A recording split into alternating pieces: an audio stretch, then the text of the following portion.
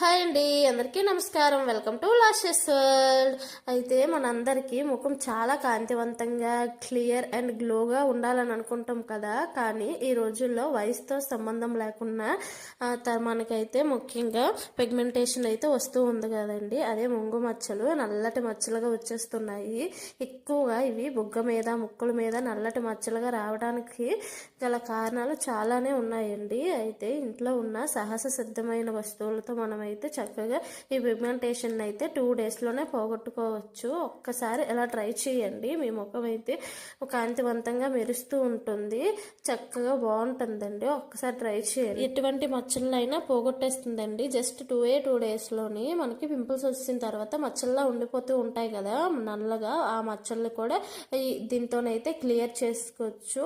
వీటిని సహజంగా మరియు డాక్టర్ సలహాతో ఎలా తగ్గించుకోవాలి అనేది ఒక లాంగ్ వీడియో అయితే చేశానండి. ఈ లింక్ అనేది నేను బయోలో ఇస్తాను, ఒకసారి చెక్అవుట్ చేయండి. ఎవరికైనా ఉపయోగపడితే షేర్ చేయండి. నా ఛానల్ని ప్లీజ్ సబ్స్క్రైబ్ చేసుకోండి.